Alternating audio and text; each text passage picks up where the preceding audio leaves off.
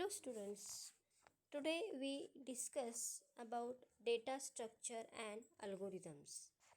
In this session we discuss what is data structure, then what are the different type of data structures, then what are the applications or the advantages of data structure, and algorithm concept. That is what is algorithm and the characteristics of the algorithm. So we start. Now what is data structure? Now in data structure, what is data? Data is nothing but it is simply a value or a set of values of different type, which is called data types like a string, integer, character. And what is structure? It is a way of organizing information so that it is easier to use.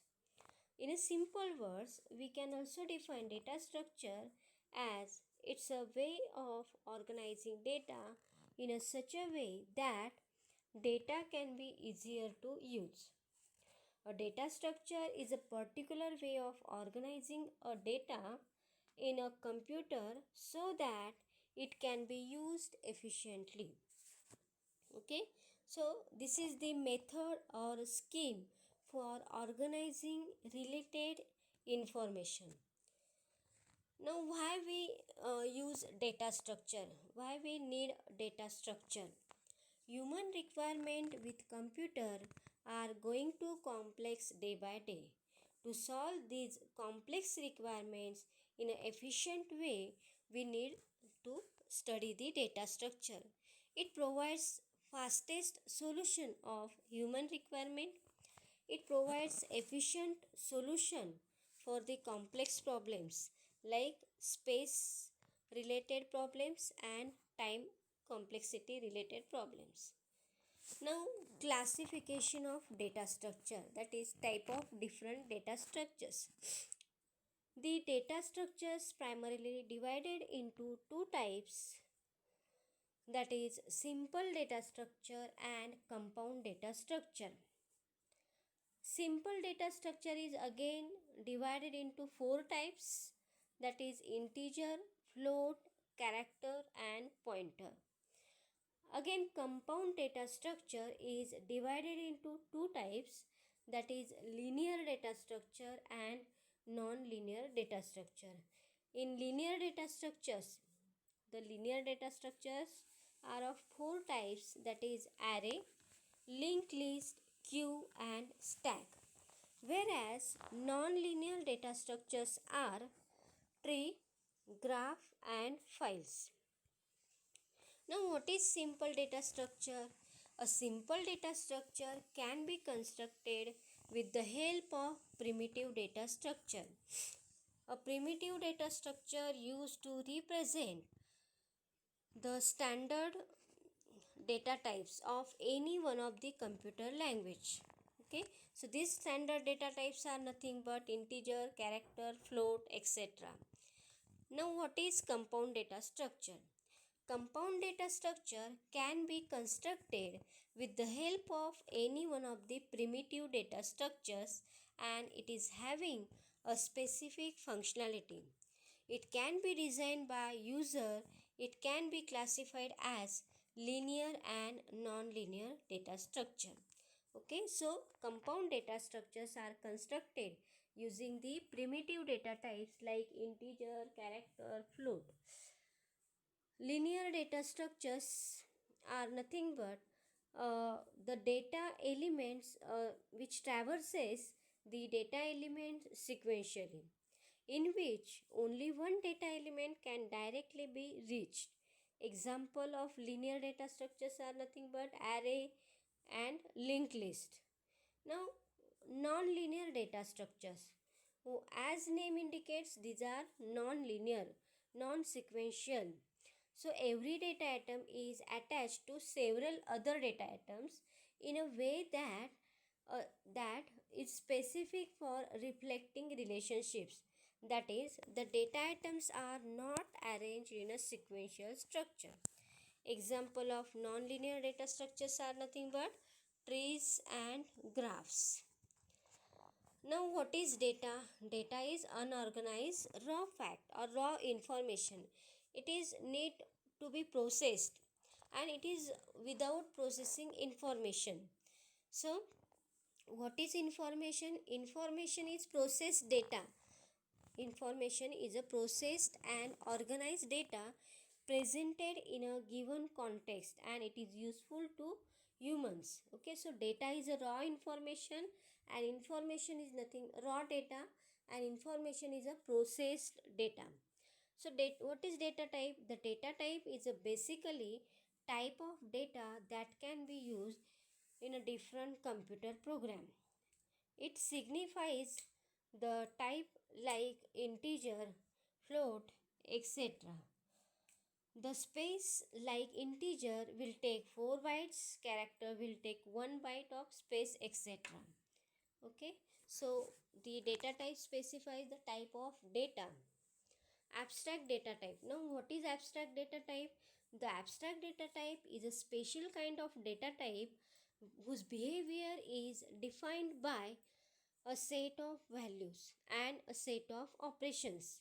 The keyword abstract is used as we can use these data types, we can perform different operations, but how those operations are working, that is totally hidden from the user.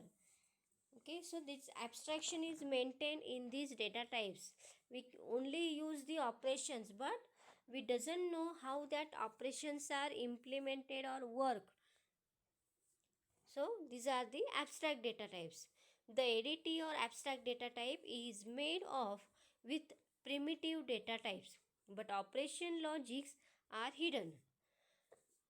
Some example of ADT as stack, queue, linked list. These are the abstract data types. Now next point is algorithm analysis. Now what is algorithm? It is a step-by-step procedure which defines a set of instructions to be executed in a certain order to get the desired output. So to get the desired output, we execute this set of instruction, that is nothing but algorithm. So algorithms are generally created independent of underlying languages.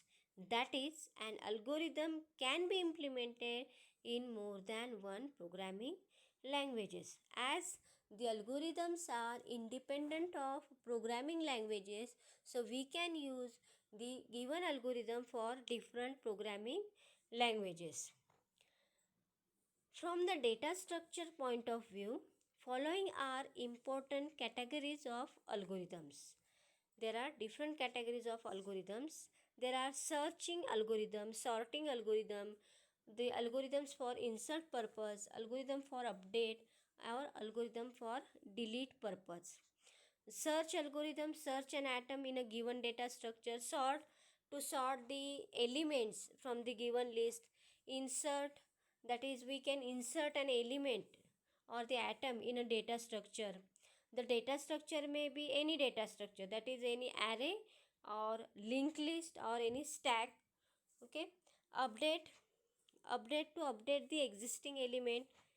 Then delete is nothing but to delete the existing element from the data structure. So algorithm is a set of instruction execute for certain desired output. Then we can algorithms can be algorithms are language independent, so we can use one algorithm for different programming languages. Now, what are the characteristics of an algorithm? There are different characteristics of algorithm. Not all procedures can be called an algorithm. An algorithm should have the following characteristics. First characteristic is unambiguous. Algorithm should be clear and unambiguous. That is each of its step. And their inputs or outputs should be clear and must lead to only one meaning. So any step must lead to or must give only one meaning from the algorithm. Second characteristic is input. An algorithm should have 0 or more well-defined inputs. Output: an algorithm should have one or more well-defined outputs and should match the desired output. Then finiteness. Algorithm must terminate after a finite number of steps. That is, any algorithm should have the given the finite number of the instruction. That is, the instruction or the steps must be defined. Then feasibility. What is feasibility? It should be feasible with the available resources. Then independent. An algorithm should have step-by-step direction which should be independent of any programming code. So these are the characteristics of algorithm. Now, how the performance of algorithm is measured? The performance of algorithm, because we can write the, for particular problem, for any given problem, we can write the n number of algorithms. There are different ways to solve a given problem. So we can check the performance of these algorithms using the following properties, that are time complexity and space complexity. Now, what is time complexity? It is a way of representing the amount of time needed by a program to run to the completion. So time complexity is nothing but it is amount of time required to execute a particular algorithm. Space complexity. It is the amount of memory space required by an algorithm during a course of its execution. Space complexity is required in situations when limited memory is available and for the multi-user system. Okay, so space complexity is related to the memory space required by the algorithm. So it is related with the variables used in the given program or in the given algorithm. Okay, so these are the two properties. Using these properties we can check the performance or measure the performance of the algorithms. Okay, thank you.